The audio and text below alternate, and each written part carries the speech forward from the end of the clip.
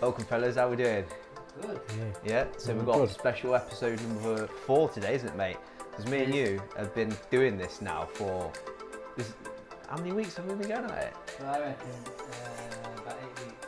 Yeah, gosh, that's flown by. I remember like the very first time when you contacted my mate Scott, who did episode 3, I believe. And yeah, man, it's just flown by. You've raised $4,000 for the mind, smashing out the press ups. Thank you. Here we are. And then this is us. So Yeah, man. And now Rich is on board. Yeah. Our We boy. want to say to all the viewers, like, welcome Rich onto the team. Rich has got a lot to give. He's a nurse. In fact, what am I on about? Rich, sell yourself to the people. So I'm a registered learning disability nurse with over 8 years experience working in mental health, learning disabilities, autism, and just recently ventured into more of like the counselling and CBT sort of work. So with that I bring sort of a bit of knowledge and a bit of experience to the team. So yeah, looking forward to seeing where we go with that and what that brings to us. And if they haven't, they need to check out Rich's episode, don't they? Do you remember though? Can we plug that? Yeah, should we put it on the screen? Yeah. Go on then, Put it P, on the this is screen. your job. And I can't do that anymore, can I? No. Do this. Right on the screen right now. So Yeah. there you go, guys. Episode 10, I believe it was. Good. Yeah. Yeah. What was it about, Rich?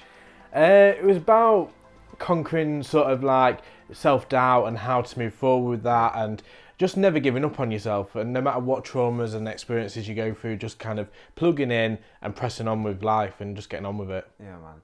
I think what I love about ENLIGHTEN The Shadows is that we're mixing our guests up all the time, and although us three are going to be like quite consistent to the viewers because we're a team now, what I try and do to the best of my ability is mix it up. And like we just had episode 12 this past week, and you guys were well sound. I could hear you. So these two were having like a little chit chat and coffee make. Oh, this guy was setting up all this, which I don't mind because I've got a passion for this. But like That's what we bring to the team, though. We did. We were making coffee. Yeah, we brought that to the team. We do the analysing of the episodes so that we make sure you're on the right page with things. And we did big Rory up, didn't we? Yeah. Yeah, so don't be sour about it. You've done a really good job setting up as well, to be fair. You've made my living room look like a studio. All right, it sounds like we're back scratching, but your living room set up for a studio. But we'll see how we'll see how this bad boy turns out, because we just don't know. And we want to say to the viewers, like we're rookies in this game, and so anyone watching this special episode 4 may or may not know that this is our first time live on camera. Like we've always done these Zoom chats through a lens, which is easy to do. This is the first, isn't it? Yeah, man. Yeah. It's exciting though. Like it's good being in the same room and you get that different vibe, don't you, from that? So I think going forward, it'll bring something different to your interviews, and that's positive. Our interviews. Yeah. There's no I in team. Tripod. When one falls, what happens? Carry on. They all fall. What is that? If a tripod is on 3 legs, if one falls, So they all just fall. because of all your cameras, No. I thought we just carried on. We're not I thought this was a test. We're not pros in this game. It's like They all fall. it's like Big Brother. Which one's looking at me? There's loads of them. But yeah, now we're trying to create lots of good angles for the viewers, because one angle is just a bit dead, isn't it? This is it. Yeah, we're trying it out.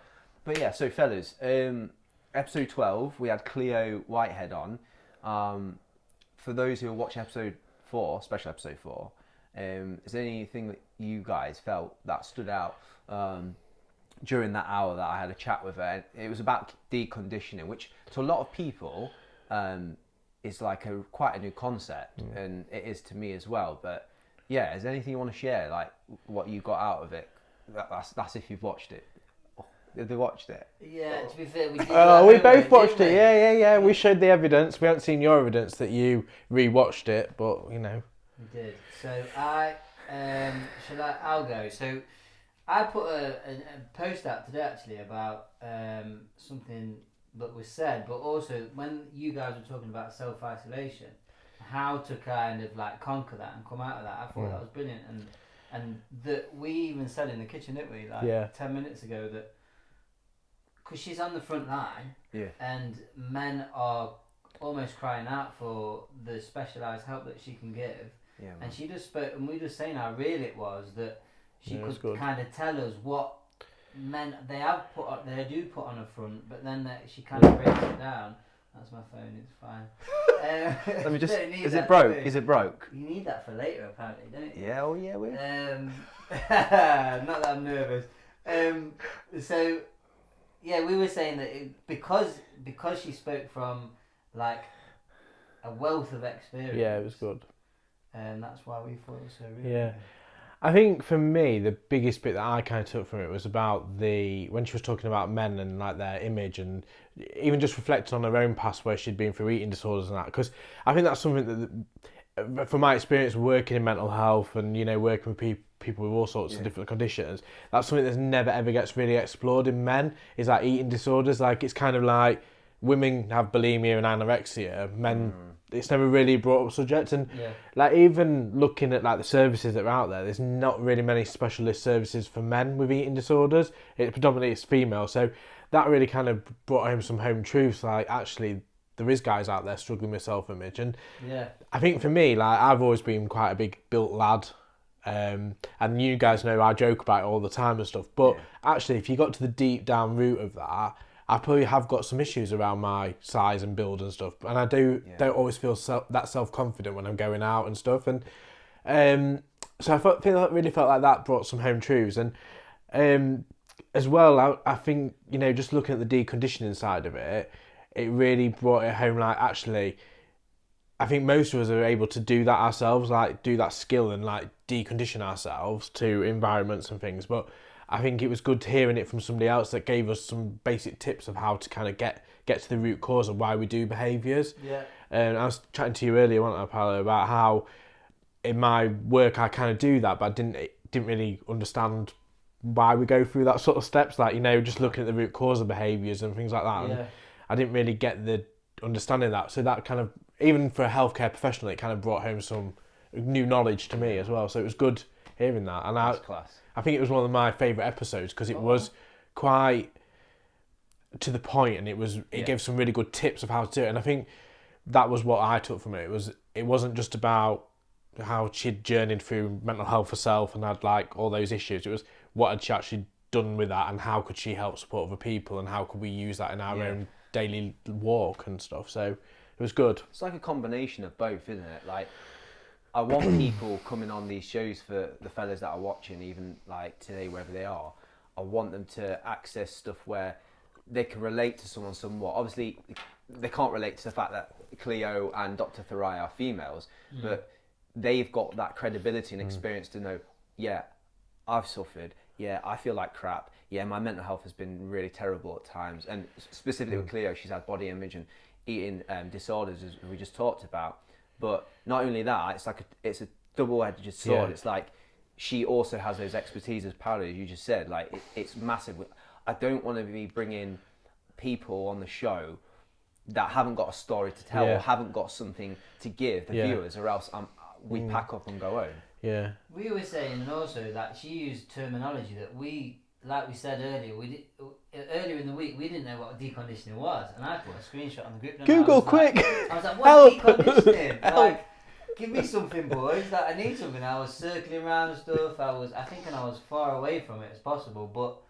And then obviously when she was explaining it last night, I thought, like Rich said, it hit home with a few things, that how things should be broken down, and how now we're able to jump on these shows, that there should be now a new breed of men. Like, and I thought that was brilliant how she put that across. I think Hybrids. the other bit I found quite interesting, Hybrids. the other thing that was really interesting from that as well was when she was chatting about how not many men work in mental health services. Yeah. As you know, I've just had counselling myself through bereavement and things like that, and that was one of the biggest things for me when I was looking for a counsellor. Was I insisted I had to have a male, because it had to be something that I could relate to, and I needed that sort of mature man to kind of go, actually, this is what you need to do in your life. And I think that's quite a big thing. Like, what we kind of need to like steward to people is like, you can go out there, you can do that work as a man, you can support people, and there's different ways to do that. And I think that's one thing that we need to look at as like as a charity, as a group of people, that actually what do we do to equip people to be able to go out there and support other men? Yeah. I didn't realise like there was like 80% females working in mental health, because obviously with being a male nurse, like, and I work with quite a lot of male nurses, like I don't see that. But of course, it's the way we're wired. Like us blokes, primarily are wired for conflict, for hunting, for being the breadwinner. And not that women aren't, but our brains are wired that way. So that's why typically more men are in leadership. It's not because women can't lead. It's because the way we're wired is to switch off the emotions, and it's all task orientated. It's get the job done, what needs to be done and get completed. And so what I see happening, which gives men and boys in this country hope, is that we're bringing new men in, we're bringing fathers, and I think that's what we want to create, a culture is a fathering, because and I said this in my job training for my new job, the fella said 90% of disciplinary cases in the workforce are male, 90%, and he's like, why is that? And I just put fatherlessness, and he looked a bit confused about it and was like, not really. I'm like, but it is, we're lacking fathers, and if we, as Cleo said, we can make and develop men into just not changing about men being tough, men getting the job done, men giving it all, but men actually being good fathers, men talking about how they feel to their sons and vice versa, and creating that platform where we're stewarding the next generation to go, my mental health is struggling, can you help me a bit, or can you encourage me, or you know, open up like we're starting to do. I think that was the other thing that she picked on as well, that towards more the end of the sort of talk, was about how like everything's kind of got to be ticking over just right, hasn't it? So your physical health, your mental health, your spiritual, all those different things linked together. Yeah, and I've been in that situation before with my weight, where I've been like, and Rory can vouch for this, where I've like hammered at the gym, and I've been like, I must go to the gym, I've got to do this, got to do that, got to eat healthy. But actually my mental health hasn't been quite right, so then when I haven't lost the weight and I haven't been able to go to the gym, it's then affected my mental health even more. I think you know, that's quite a key sort of point with that, is like everything's kind of got to start fitting together, so you kind of got to look at your whole life, haven't you, when you're analysing it, and look at what bits don't fit quite right. It's a bit like a jigsaw puzzle, isn't it? You've got to put all the bits back together. You got one on your leg, ain't you? Yeah. Well, that's 40. I spotted this earlier. You got a jigsaw there. Oh, that's quite symbolic, cool. man. Did you, touching on that, did you feel then like if you like, right, I need to do this, I need to sort whatever out, gym out, diet, and then like let's say you're missing in other areas where you're just not feeling right, did you feel it was easy for you to fall off again? Yeah, or go the opposite way, so where I would and do everything, like I'd go to the gym every day, but then like I wouldn't deal with like spiritual side of things, I wouldn't deal with my mental health, I'd just be like focused on I must go to the gym. Be extreme about something. And then other times I've been like in the stage where I've focused so much on I've got to be right in my own head, that then I've ended up like binge eating and not look after my physical health. Man, you say this guy going deep. He said some massive things, hasn't it? Like you've mentioned. Him on the team. Yeah, come on now. No, this is. So after your job. It's true though, isn't it? It's what, like Cleo says yesterday. When's he going away? Come on, man. This is real talk, real men. You've mentioned some massive stuff, and you said it so calmly and unapologetically. Like you've mentioned, I've had counselling this year. I binge eat. Like people watching this today need to hear this. Like people are struggling in the shadows, and they think they're the only person. And that's what Cleo said. She said something massive. She said the reason why a lot of people don't open up or don't access help is because they feel like people will judge them, when actually we're the worst judges over ourselves, and we forget that other people are not going to be that harsh. That's a quote I used on the Enlighten post today. Took that because she was using that around the self-isolation, what you guys were talking about, and it is so true, isn't it, that we automatically think, and I think, I'm not just saying men, I think we all do it in some capacity, that, alright, I'm not going to go do that, or I'm not going to put myself out there to like ask for help, because I just think you guys maybe laugh at me, or you guys like are not taking me seriously. Which it actually in the book that I've read, like there was a couple of bits what I'll touch on later, about how on the other side, flip side of it, how can we listen better? Like, how can we be more receptive to helping someone out, like, and not like giving them almost a cold shoulder, like automatically. Yeah, that's good. Where men, and I think sometimes that is like men might think, well, they're not listening. Yeah. I think we listen, but I think Cleo said this as well. She's just popping out the bangers. She's like, I love this tonight because we're not even prepped this. We're just talking organically. But she said that men don't have the language almost. It's not that they don't want to. Yeah. It's like they just can't and we're not dumbing ourselves down. We don't know we don't know the language. Like you're saying, we don't. It's basically like the men are taught to be men out there. So men are taught to be like the breadwinner, the ones that go out to work, the ones that are the man around the house. You've got to play football. You've got to do this. You know, it's that cultural thing where actually what we should do is we should teach people to be alive with their emotions and live with their emotions, because if you don't live with the emotion, and you're never going to deal with it.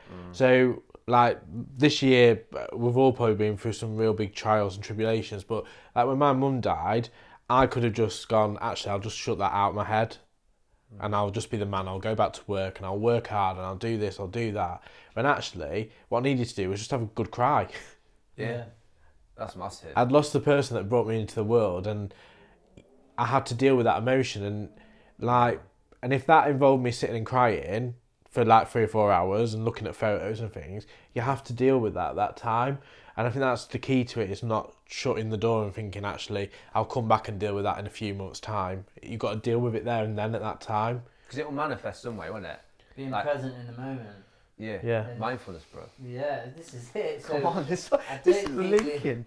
And I think as men, I don't think just as men, like when I've read some stuff or like just from maybe experience and what Richard has said as well, I think it's massive that because, and I think maybe because of life, we are so busy in like, not just life, but like let's say there's social media, there's so much going on around us, it's quite easy to switch off your emotions and like just divulge into something else, because like it was that easy for you to do, to like, do you know what, I'm going to park that for a bit, and in fact I'm just going to plough into that. It's easy to do it because part of you doesn't want to really deal with it because it's going to hurt and it's going to be challenging, but then once you do start to unpick it, you're not sure where that whirlwind of emotions is going to go. Because 1 minute you can be crying, the next thing you can be happy, then you could be screaming and shouting and having a full-on meltdown from it. And I suppose it's, as a man, you're taught not to really do that. You're taught to do things behind closed doors, and you deal with that in your own way. And I think that's one thing that guys do need to get better at, is just letting go of that emotion, but finding the right people to do it with. So for me, I know that if I went to Rory and said, actually, I'm having a really bad day, I'm really struggling because my mum's death's like really playing on me, I could go down to his house, I could sit on the sofa and have a good cry. He could be carrying on doing ENLIGHTEN The Shadows stuff in the background, and it's okay for me to do that because I've got that bond with him. And I think that's the key to it, is having that relationship with people where you can be open and honest and really let go of your emotions with them and not feel judged. I think that's the key to it. Yeah, man. Good. I was thinking about this, and it's in my little book, so I'm going to get my little book out. So for the viewers who don't know, I've been doing something called Mind Journal, and as you can see, I've been doing loads, mate. Anyway, let's not get too big at it, because we're going to get to the truth about who did it all or not. So, before we do, what we're touching on is crucial, and it's about trust. And I put some of my biggest values of being in a friendship or having a friendship that's meaningful. I put stuff like quality time, there's reciprocated respect, but ultimately I put trust in there. And it's, for the viewers, there's a circle with different inner circles, and I find like the more centralised it is, the more important they are in your life. Let's just have a look where we are, Paolo. Circle of trust. Circle of trust. Did we make it? Do you know what? P's made it. P, you're on the out. I peeped in, and for like being friends, what, a few months, I think we've been friends. He's crept in there. But this is the point. You're on the cusp though, you're only on the edge. I checked it out the other day, didn't I? It's about trust, man. It's about trust. And I had to write, I'm going to read what I put about relationships, and I wrote it last night in my last section, and I talked about. I said, I know full well who to trust and who to spend my time with and on. Relationships are like scaffolding. I realise that people come and go. They are to grow and develop me into the next level of the person I'm supposed to be. I'm not supposed to stay stagnant. I have a purpose. And I said, I believe God blesses me even with sandpaper people. Those are people that rub off on you, but they smooth the rough edges on you. I love that. Oh. And it does that to develop my character and also my territory, where I'm going. But I said, although primarily I'd never approach a person or a potential relationship from a selfish perspective, or, oh, what can I get from this? Yeah. But it's simply, it's understanding that those people I can trust, because when I was younger, I used to, oh yeah, you took the mick at me, said, oh, Rory's got 65 best mates for everyone. I'm trying, because my heart is to get along with people. And what I had a harsh lesson in the last 5 years, and with my wedding and other things like this, is your friends are your close, trustful confidants. Everyone else is an acquaintance. And I've had to realise that. It's a hard lesson. It's not that I've got a problem with people, but who can I really rely on when I feel like crap? And I tell you something, fellas, and this is no disrespect to any people in my life. I've got 1,900 people on Facebook, right? But how many of them this year were there for me, knew that all these bereavements I've had, the reason I set up Enlighten the Shadows, and I'll be blunt, I don't think I've said this on camera, the fact that I felt suicidal, who even knew that? The point is about the inner circle. So I want to say this to you and myself and to the people watching. We've got to find this inner circle. We've got to pursue it. We've got to be intentional with it, and not just dilly-dally through life thinking, oh, well, everything's all right and it's calm and, you know, it's all superficial, because it's crap, it don't work. Sorry, I went on a deep one there. And do you know what? What I was thinking then when you were reading that out, which was powerful, like, and where you've got to now in the book, journal, would you have been able to write that when you started? Like, would you felt equipped? Because you've mentioned to us like certain things you've done in it, and it seems like it goes deep and like it's good, like it gets everything out. Would you felt like comfortable with writing that before you even started doing it? No, because it took me on a progressive journey where it started off light and chilled, and it's checking on feelings each day, and it started building up into like meaty chunks in terms of analysing my life. And also, I can't believe how much is in my head that I don't realise. So subconsciously, there's so much in my freaking head that it's no wonder that I've not felt quite myself, if that makes sense. That even, and I'll admit it, I've had a couple of drinks this year where I've leaked out anger and frustration, and I'm not normally like that. And I was embarrassed by it, and it's because there's so much going on in here, and I was writing out, and I tell you, I'm not a journaler, I'm not a writer or anything like that, but this mind journal I cannot recommend enough, because it's helped get it out of my head and put on paper. And it's mad, because I wouldn't have been able to do it, as you say, but now I'm analysing relationships, my time management, what people mean to me, how I'm generally doing each day. It's like a check-in, and it's class. I'm loving it, man. So once you finish that journaling, obviously the book only lasts for, is it 3 months worth of journaling? Yeah, roughly, if I do it all the time. What will you do? What will you do after that then to kind of keep up that sort of momentum? Because obviously, like, you don't want to get the things out of your head and then get to the end of the 3 months and then you're back to square one. So, like, what's your progression? So, how are you going to continue to keep doing that? Accountability. Because it's massive. Because there's no point doing it for 3 months and then going back into square one where you then build it all up in your head again and don't keep releasing it. So, what steps are you going to do? This is class, because last night I was just standing there having like almost like an epiphany. I was like, oh man. And I went, this thought came in my head. It said, Rory, everything around you changes. Everything around you changes. It's up to you whether you want to adapt to that change or you just keep coasting through life, and you'll be bounced around accordingly to those circumstances of change. And that is exactly what you're saying. Like, I need to intentionally go along with this change that I've made and create that habit. And so my habit is to literally buy another one, photocopy blank sheets, or there's a second book after this that you can do, that this company have made as a elaboration of this. So my answer is, sound like a politician, it gets the point.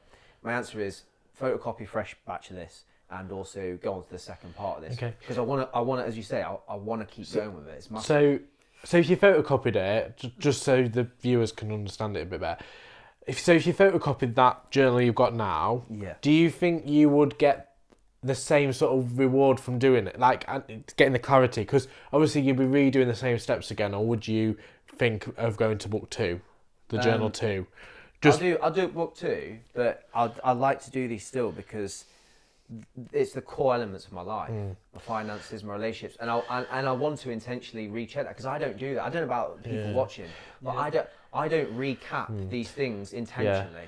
I just get bounced around. And so do you think, like, the friendship circle, obviously you talked about that, and you've said about how life changes and you don't want to get ping pong balled about, you want to, like, kind of coast and streamline that. So do you think, like, the friendship circle and that is a good thing to kind of do, every sort of 6 months, just have a kind of a look at that, see where you are with things? And basically, are we going to be in your friendship circle in 6 months? That's what he's asking. I'll have to have a think about it, though. If I'm honest, fellas, I think my friendship circle is something that adapts a lot, and I don't know, 6 months is probably a good gauge. It's something I recommend to the viewers. That, a couple of times a year, look at who you're spending time with. Is it growing you as a person? Yeah. Are you becoming a better person to this world or not? No, and that's a good and way it's of like putting it. I'm not preaching, but the Bible calls it separating the wheat from the chaff, splitting it. Like, what is valuable and what's being thrown away. that's good. And it sounds cutthroat. You're like, whoa, Rory's a Christian. You can't be like mugging people off and talking about pieing them. It's like, well, is this beneficial for me? Yeah. I suppose with, like, friendships and things like that, is like sometimes people come into your life for a purpose and a season, as Christians will say. It's like a season, people come and go. And I've learned that at times, like some people come into your life and they're really close to you for that certain part of your life, and then other times people come in and they're there for forever, like, because you need them around you, you need that accountability, you need those people in your life. And I suppose that's kind of what you're saying there, isn't it? Like, people do come in and out of your life and things do fluctuate, but those people come in to give you that purpose and that meaning at that time. Like, and I suppose that's it with, like, work and things like that. People at work come into your life for certain purposes, don't they? And then you might not see them. Stick around, then you might not see them for like 3 or 4 years, and then you bump into them again. Man. So that's it's really like good, P, isn't it? It's like P. He's coming to my life. The question is he gonna stay? Can I stay? Yeah. Should I stay or should I go now? Time will tell. I'm not gonna chop you, mate. Don't worry. Yeah. He might chop you then. This is it. Well, he liked my coffee earlier. Yeah. Oh, by That's the way, a positive. guys watching, I'm telling you now, this guy makes a sick coffee. He's got good coffee Can you taste. tell that to one of the cameras? But it's important. Guys, It's important. this fella right here makes a really banging cup of coffee. That means a lot. Thanks. All right. Speaking of coffee, we need to we need to talk about jokes because last special episode number 3, me and you were on a one, weren't we? And we had a joke. There was the Juventus horse, donkey horse, Good joke. or there was the jerry can. It was a good joke yours if you understood football or like football. And Rich picked his He's trying to encourage you right now. Rich voted. Rich, he's trying to encourage you, bro. Yeah. It's good that. Good. And Rich understands football as well. This is what I love about P. When someone says to me, it's like, yeah. That was great, Rich. Thanks for encouraging me, but you didn't vote for me. Did he not? Moody did. Shout Man out, like Moody. Moody, good. Right, come on, check your phone. Footballer. See if you, Fan. first, let's see if your phone's Football broke. man. Check your phone's broke. Right, yeah, so drop my phone. No. It's alright, not smart. Right, come on. Am I looking at the comments? Yeah, so I lost. Okay. 2 to 1. 2 Hey, to 1. Mass votes coming through. Yeah. Mass votes. Hey, It's great. if you don't vote, it don't count. This is it. And you let the Should have people voted for give me yourself. this, If you watched it, you should have voted for yourself. Hey, made loads of. Presidents in America can vote for themselves. So yeah, you have should said have because- jumped on board. I would have voted for But you. we're getting the views, aren't we? Which is good. Change We're getting subject. the views. And that's What was the the main thing about this show. What was the forfeit? What was the forfeit if you lost? We what had was 2 the forfeits yeah. because there's the forfeit for not doing the book read each day, and and there's a forfeit. I was going to drink my water. Cheers, lads. Thanks for coming. Guys, I think you're watching. You can see us unfolding of where this is going. So, let's just not beat around the bush. Yeah. I think you're doing your forfeit, aren't you? And I'm not. Yeah, so I've got a forfeit for the joke, Yeah. so well done you one on the joke. What was the forfeit for the joke? I don't think we decided that. Was did it the we? coffee? No, that was for the the book. reading? That was for the book. We didn't decide that. We didn't. No. Ooh, Rich, you're neutral. Oh, no pressure, no pressure. I don't want to make him a It forfeit. could 'cause be it could just be really one harsh about forfeit it. for, yeah, I mean, going forward. What do you reckon, Rich? Should we say he needs to make a small donation to Enlighten the Shadows? About 100 quid. I was thinking more about 500, but Oh, that's been nice. come on, bro. Rich, what are you saying? What should be the forfeit? It's up to you, mate. No pressure. It's up to you. No Oh, pressure. no pressure, no You in my pressure. living room, just had a very nice coffee. Oh, look at Milking it. Trying to be nice to me now. Well, I think the other one's just as bad. So I think we just killed two birds with one stone. Just do the coffee. It's tough, that. How many days was it without coffee? That was a week. Yeah, it's a week. Oh, that's not too bad. I'll do that. He's not. He's got summer holidays, so I don't want to hear it. He's not at work, so he doesn't need it as much. So I was gonna say, we'll have 2 or 3 days, but no, go a week, bro. But we're saying decaf. He can have decaf. Yeah. That's fair, Do decaf. mate. That is being The fair. taste but no kick. I mean, we're all about mental health. We don't want your mental health to like Yeah. dip because You're we're not- doing forfeits. That's not Yeah. cool, bro. That would be a bit hypocritical, wouldn't it? If we were So, like, It's fine. so that leads us on to the book situation then, doesn't it? So, It does. so do we get to? And journal. Yeah. So, can we have a bit of an update on Okay. that? you Yeah. go first, bro, because I'll I've go spoken first. about this. I'll get it out of the way.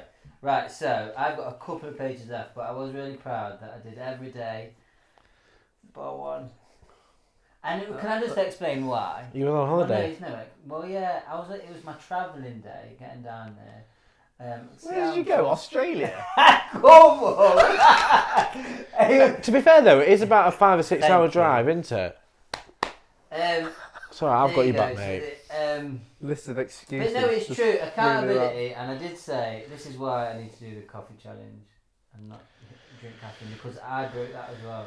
But I was proud of myself as well that for every other day, for all the other days, I did read and I've enjoyed it. Mate. But- feeling Don't you alright? struggle to read as well with the books? Like you Yeah. don't like reading much, do you? I'm not a reader. Rich, well done. Sounds like there's a lot of excuses coming. Rich is on board. It's a bit like me though. If you set me to read a book challenge with my dyslexia, you know I would struggle with it. So I don't know if it's like I'm encouragement dyslexic too. or excuses. It begins with an E, but I don't know which one. No, keep Yeah, going, so keep there going, you keep go. going. So I did lose. I lost that in a day. I lost a joke. What I will say, bro, I'm not proud of you. I hate that. It's so condescending. I am buzzing for you because I don't think it's easy to read a wordy book consistently every day. That is tough, and you've done it for the most part. That's because you knew in your head, you're like, well, I can't sack it off totally. So you kept chipping away, and that's what I love about it. That you didn't quit. You actually just persisted. Yeah, thank you. And that means so much. But honestly, I've massively enjoyed it. Yeah. And I'm glad I picked this one. But then, like today on our socials and also mine, Yeah. I said that I'm nearly finished this book.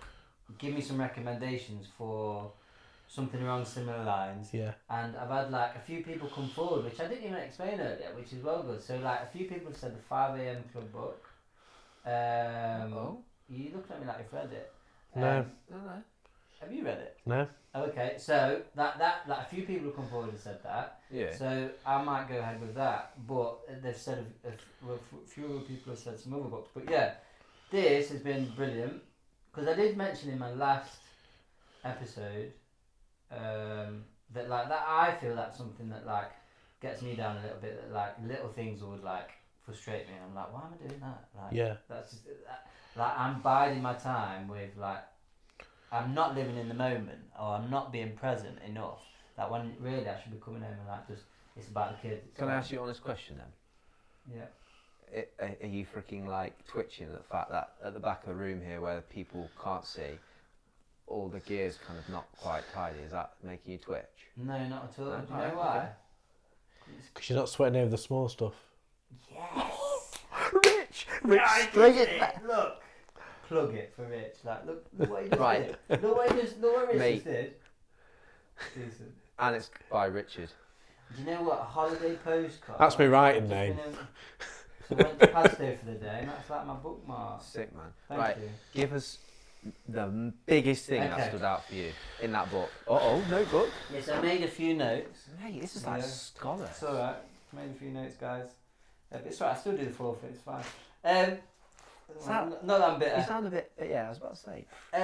So Quite I bitter. mentioned it just. Quite bitter. A bit of shandy for me. So it spoke about in here, wherever you go, there you are. So what it was talking about in that chapter was being present, and I think we mentioned it earlier in something.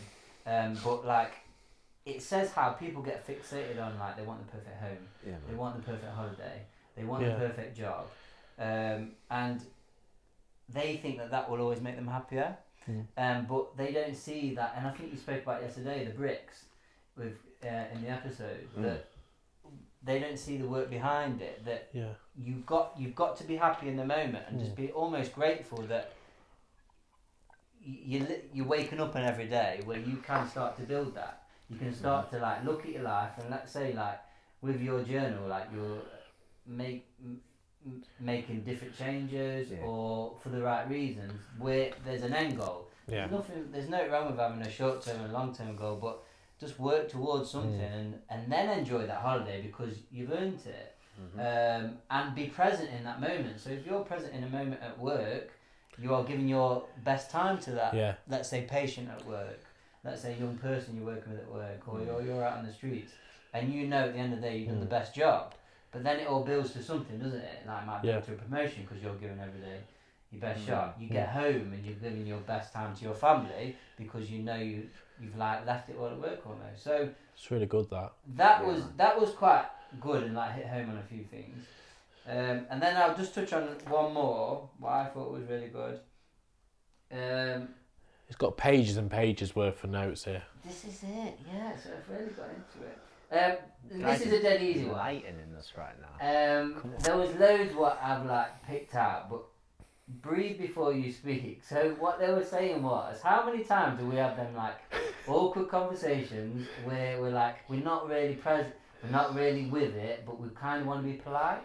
So what I mean is, like, let's say there might be someone annoying who you know in your life or whatever, but and you're being polite, but really what we need to be doing is be a bit more patient because we'll be giving off a vibe that actually sometimes I think we do it not consciously, but we might be giving off the vibe to that person that they're not really interested in you speaking. So it's like kind of letting that person just finish talking, not even interrupting.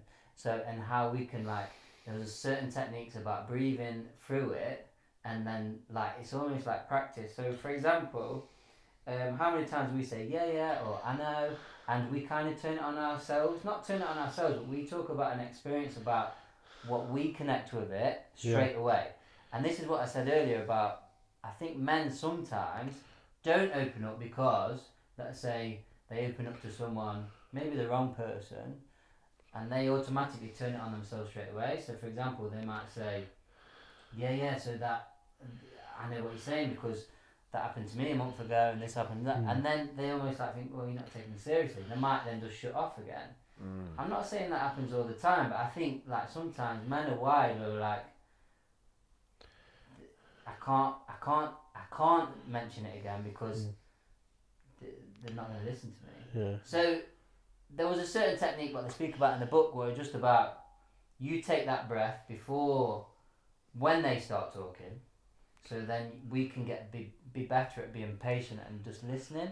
That's and not interrupting until they're ready, that like they finished. So like, and I think I do it. I think as humans we do it all the time and don't realise and not conscious of that fact. So yeah, there was loads of stuff what I've took from it, which has been really good. That's great. No, I I knew what you were doing there. So when you were saying it, I was taking on what you were saying and I was practicing it as you were saying it. Yeah. So then when you finished, I was like, No, all he gave us was all he gave us was an awkward silence. As soon as I wrote it down this afternoon, I was like, Rory's gonna just go like this. breathe a bit. There was a few times where I wanted to, like, you know, interject, bounce the conversation, but I shut my mouth. Hey, 2 tabs, 1 go. Good. I teach the kids that at primary school used to work at. 2 tabs, 1 go. 2 tabs, 1 go. Yeah. Bro, that was sick.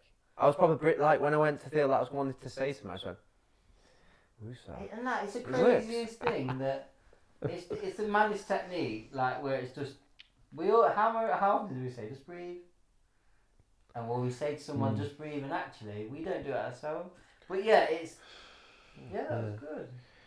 As well, it's like you get caught up in the moment sometimes, don't you? When you got loads of people out talking to you, especially if you're busy and you've got other stuff going on in your head. Yeah. When people do talk to you, I do it quite often.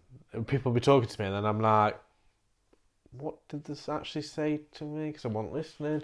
And then you kind of got to like then backtrack, haven't you? And kind of go, like, and then try and let them think that you have heard them, but then you completely off on the wrong sort of tangent with things. Yeah. So I think it is really crucial, that, isn't it, about listening to people and focusing, because if you came to share something really big to me, and then I'm like off with the fairies, like that could really affect you, because then you wouldn't trust me to then come and talk to me because you'd think I wasn't bothered. Yeah.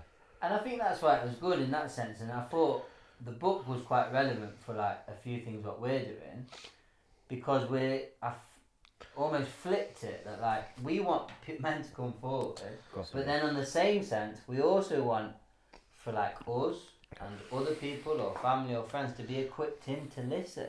Like we need them men to talk to people anyway. So yeah, I thought that was quite interesting, that could look at it from the other angle.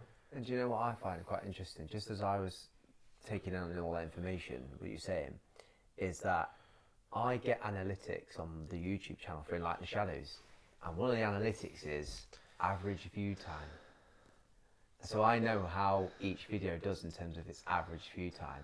And this is not a criticism of the viewers, but isn't it interesting that the average view time for every video has been less than the half amount of duration, the average view time?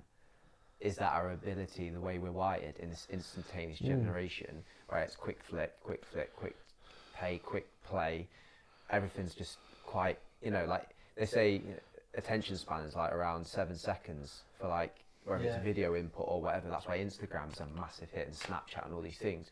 I was just thinking, like, it's interesting with in like the Shadow episodes how the average view time isn't that high. Yeah. And again, it's not a dig on the viewers, but I find it fascinating. Is it linked to this whole attention span of really taking information where they're not distracted? I don't think, this is very presumptuous, I don't think the content is lacking relevance or quality. And I'm not saying it to big up our own work. Yeah. I just think it's there, but I just think it's that ability to lock in and really listen and just go, no, I'm here and that's it. And it's that now, as we referred to earlier, of mindfulness. It's the now. It's living in the moment and not being bothered about what's going on anywhere else. You find as well, like, because technology is so readily available, like, I know myself, like, I could be sat doing something and then I'll be flicking on Facebook and all sorts of, you know, just, you do get caught in that moment, don't you? Because technology is so readily available now.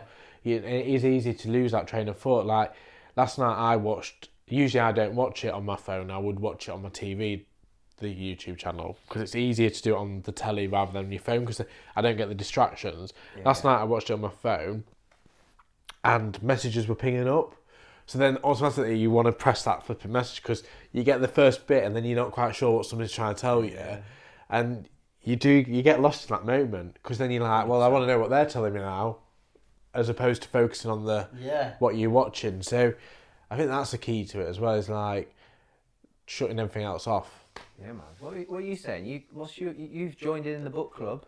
No. Hold on a minute. I want to know about your journal. I wanted to know whether Let's stay on. We're on topic of mindfulness, because I think isn't that yours about? Yeah. Are you swearing something? Oh no! No. He's hiding that journal, isn't he? Like, the truth is going to come out. What book you got, bro? So I haven't got a book. So I've picked up this new little 31-day challenge. So it's 31 days worth of cards, and it's kind of got a bit of a description on a few of the cards and how to do it and stuff. But basically, what you do is each day you take a card from the pack. So like today would be watch a sunset or sunrise, and you do that, and it's designed to kind of take you away, give you a new experience. So it could be something else that you're not usually doing. So like there could be mindful breathing, doing like just like a observation of nature and things like that. So just different stuff to take you away from your norm. So you go away and do something completely different, but like shut yourself away from the world. So like you watch the sunset, but you do it in like a quiet space. So you would do that with no distractions, no phone or anything. And every day you have like a different experience that you do for the 31 days. And it's supposed to help you be able to just have that chill out time away from the everyday hustle and bustle of life, and do something that you wouldn't normally do. So like there's like some in here, like you listen to a different song that you've never listened to before, and sort of like, I don't know, there's just all sorts of different things, like take a minute away from life, so sitting for a minute and just having a minute of not reflect on what's going on, just zoning out for a minute and things like that. So yeah, it's designed to help you have like 31 days of that sort of time where you just have a time to focus on yourself. This is class. You know what? I don't want anyone. I can feel it almost like some blokes almost going, watch the sunset, sunrise. What? No, when we was in lockdown, I spoke to multiple blokes who, because we didn't have anything to do, got out in the countryside, went for walks, and they said literally their appreciation just for like the basic nature of life and the sun and the breeze and the trees and just the scenery. It really like improved their mental health. And I know it sounds daft, but until you do it, you can mock it all day. But something like this, watching the sunrise and sunset, like how much do we just take that for granted? Like the sun's going to come up the next day because the Earth's going to keep on spinning, like a guarantee, and we don't think about it, but it completely relaxes you. That's some of these like doing like stretching exercises and things like that. So just different stuff that you wouldn't normally do in your everyday life, or stuff that you just take for granted, but then you have a minute to kind of like take yourself away from it. Love it, man. So yeah, I think it's easy accessible as well. It's just a pack of cards. Yeah. That's cool, that is. I actually thought it was a pack of cards. You know, when you pop the box, I was like, oh, it looks like a pack of cards, man. It is. Dealing. That's class. Dealing mindfulness out, Richard.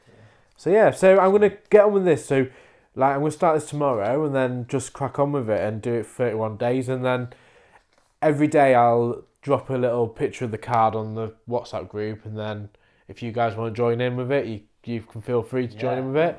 And just see how I feel after the 31 days, whether it changed the way in which I felt about things or just gave me a different look on life and things like that. So and after the 31 days, I'll do a little recording for you guys, and then you can post it about how it changed me or didn't change me, how it made me feel and stuff. That's quality. So are you excited about it? I am. I think 31 days seems a long time to kind of like focus on it. But I'm just going to give it my best shot and have a go at it and see where I go from it. And if after like 14 days I think, oh, it's actually not working, I'll just keep going with the 31 days and see what impact that does have. Because like, I think to begin with, it's going to be a bit like finding that time away from things to do that. But like the sunset one and the sunrise, you're going to have to be dedicated to getting up at the sunrise or the sun, staying up to watch the sunset and things. So, you know, just little bits like that. But you just pick another card out the day if that day you haven't got the time to do that. So, Is there a forfeit if he doesn't complete 31 days? Yeah. I feel it. See, that's the question I'm not being trying to answer. We have to be accountable. He's got to be accountable as well. Cool. Not getting out of one little card like that. No, forget it. He's having a forfeit, mate. Oh, one little card. And you'll know if I've done it or not because I'll have to post, won't I? Yeah. Yeah. You'll have to post. You'll have to post. I love what you say. So what's my forfeit?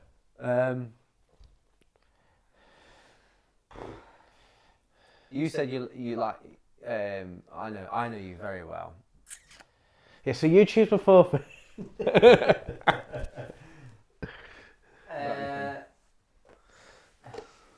I don't think we should make a decision now. All right, we'll come up with it. Okay, we'll then. inform our viewers in due process. We've got 31 days to decide. So, Rich, keep it up, bud. No pressure. Starting tomorrow, guys. Good. Fellas, I did every day but one. Every day but one. Right, get on that floor. Same. So What day did you miss? A day last week. Yeah, a day last week. 2018. I suppose one question I've got asked Yeah, then. last week. 3 minute plank, just a 3 minute plank. I suppose one question I've got asked you both then. Have a deduction. So because you both missed one day, Yeah. did that affect how you felt? Like, because obviously you'd set yourself a challenge, and I think men tend to do that in life, don't they? Like, whether it be they've got to go to the gym and do 50 press-ups, or they've got to go do that. Men tend to set challenges. So did missing a day, did it affect how you felt about doing the process, or did it affect your mental health? Like, did it have any impact on you? That's a good question, you know. And should I answer first? Yeah, you go ahead, bro. And do you know what? I think normally, you know, if you're like not set a challenge, or let's say you set yourself a challenge, and you're not accountable to anyone, it would have been easy for me to like, and which I've done before, where I've like started a book and then like missed a day or missed a couple of days, and then like, yeah, that's it. And I've just put Netflix on, or I've just done something else, and Yeah. like I think and it was heavy, like heavy on my mind when I remember getting in bed in Cornwall. I'm like, I haven't done my book, and then I was like, well, I'm gonna have to read a bit more tomorrow, like, and it was like I knew I was gonna pick it up again because I knew like we could talk about it. I knew that it would be a laugh and a joke, but also like I want like been set a challenge. And I think what we spoke about before already, like being accountable does make a massive difference. Like yes, you might fall off the horse, but you're gonna get back on again because you don't want to let that person down. 100%. Yeah. So that's what I thought. It didn't rattle me too much. I had a long day at work, watched a bit of Netflix with Sharice for an hour, and I literally passed out whilst watching it, and then went straight to bed. So I didn't feel guilty because I was like, I'm knackered. You text me actually, because I think I text or put in the group, or it might have been before the group, but I texted something like, I asked you a question, I can't remember what it was, and I think it was about Enlighten, and you said, I passed out at 9:30 last night, like I was tired. So was that the day then? Yeah, Must have been. caught up with it anyway, but there's the point about being honest and integral. And I'm going to tell you a dirty little secret. In my head, I didn't want to say. I was going to like cheat and go, nah mate, did it all. and people watching know me were like, Rory's like, he don't ever cheat. I wanted to cheat. I wanted to be like, yeah, I've caught up, as in like, because I caught up and did the day, I still did it extra work to catch up, so I did 2 in one day. It's like, I justified doing it, but I would have cheated. And I did, I was going to go, yeah mate, I did it all, but I thought, nah, can't be doing that. I really wish I brought my journal. Don't prosper, do they? Because I've got the mind journal as well, and I haven't started it. I was going to bring my journal and then like put that one down with no pages filled in. But well done for telling the truth. Yeah. Rory. I wanted to cheat. I did. I wanted to be like, yeah mate, smashed it, just so I could see you like struggle off the coffee. But so when you're doing your plank then? Hold on a minute, I missed one. Don't I get a deduction? No. What? If I've got to do a week without That's a caffeine... 3. No, you didn't. You said he's off work for a week, so he can do a week. Oh yeah. Alright then. So if it's leeway for one, it's You're just doing one off, or are you doing one a day for a week? It's up to you. What, planking? No, it's not up to you. It's up to me. 3 minute, Rich. 3 minute plank every day. I think you're right. You said it's up to me. So 3 minute plank every day. That's all right. If I'll supply video evidence. Yeah, each day on the group. Yeah. We've got a little WhatsApp group. So and you've just got to trust that I don't drink caffeine. I won't. I'm accountable. Hey, remember, you might feel that you want to cheat, but don't cheat. I fessed up today that I wanted to, but I didn't. So let that inspire you, bro. Does a cheeky like Lukey or like before my game like count? Oh, you get Lucozade? Nah, you can find with Lucozade. That's fine. Yeah, you get isn't it? Lucozade in there. Yeah, there's just coffee. It's caffeinated coffee. That's it. Red Bull. Coffee, Not so you fan could have of a Red Bull so you could Red Bull it. Nah, those are Ming dogs, aren't they? Yeah. Yeah, fellas. I feel like Good. we've filled our views with lots of amazing discussion points and meat to chew on. Yeah, what are you saying? I'll just quickly, just while you're here and we can just talk openly, will you just go back over what you said last night about hit? Because I think that really would touch home again. Just because I think that's a really big point. Like, and it'd just be great to have you solely kind of telling us a bit more about that and how you got that sort of so ethos. for our viewers, like HIT is basically a principle that I learned in the Christian realm. So I've been a Christian, 10 years now. And one of my closest mates, Paul, as you know, in America, he showed me these preachers, and one of them talked about HIT, H-I-T. It's an acronym. So H is for hungry. So as we know, like when you're hungry, you're weak, your mind's not set, and you get hangry, as they say. So you're not yourself, and you're more likely to make mistakes and fall and say stuff and do stuff you don't mean. I is isolation or isolated. When we're isolated, that's when things happen in the shadows. Men struggle.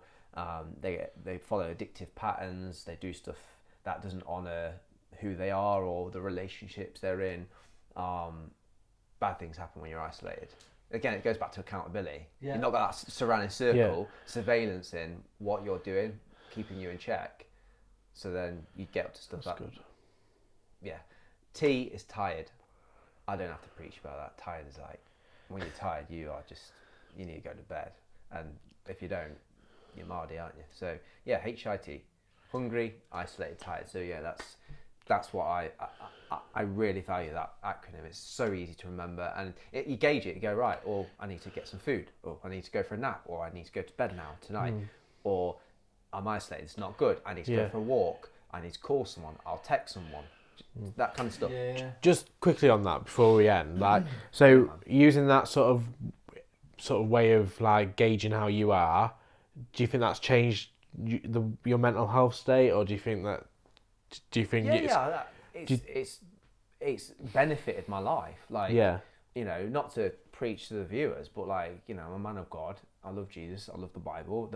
If you live by the Bible, you're not going to go too far wrong. And so those principles have helped align me and keep me healthy, keep me whole. So yeah, man, I'd massively promote HIT to anyone. Yeah. To just as a gauge, it's a gauge to monitor where you're at, where your body's at, where your mind's at. So then you can adapt it. So you go, well, I need to get a snack, or I need to have a nap, as I've just said, or I need to go out and go for a beer or whatever. So yeah, man, it's just a gauge. I like how simple it is as well. Yeah. That people can, and like you said, you don't have to be a Christian, and it's just it's something every day that people can just gauge like what they're feeling. Yeah. I mean, I've known about HIT for quite a while, because obviously you shared that with me years ago, but I think it's quite easy to forget about that, and you kind of just going through everyday life and you're like, I feel a bit off, but then if you do sit back and analyse it, it is 9 times out of 10 it's one of those things. It's a hit all day long. I'm telling you, try it. But yeah, man, fellas, I've had a right good time. The thing is, that's good about this, we could just keep going. We could, couldn't we? Pull an all-nighter. Watch the sunrise and set. When you spoke about HIT yesterday, I was like, oh, high intense interval. I was like, oh no, he's not. Paolo was going for a run. Yeah, I was ready. I was like, oh, that's great. But no, that's good. Yeah, it's class. Fellas, it's been mint, and appreciate you both so much, and where we're going, where Enlighten the Shadows is heading. We've got some big things that I've disclosed in episode 12 with Cleo that we won't say again, but when they happen, we're gonna declare them. We're gonna show like we're not just speaking, you know, mere things, but we're actually, you know, we're doing it. You know, we want to be judged for what we're doing, not what we're saying. So yeah, man, it's exciting times, and really enjoy myself. I don't like you two. And good, we've got a purpose, haven't we? And I think we know the makeup of what we want to achieve or what we're doing. It's good to have Rich on board. Yeah, man. I feel like I've kind of interviewed you two tonight. Yeah, so like just mix it up. I do like. Fresh. Told you I was after your job. Yeah. Hey, why not? You be careful. But yeah, guys, thank you. And yeah, we'll promote next episode. So episode 13 is going to be with James Carter. This is people watching. He is head of mental health programs within Hampshire and Thames Valley. So this guy's real up there. This guy contacted me through Enlighten the Shadow's Twitter page. So it just goes to show us.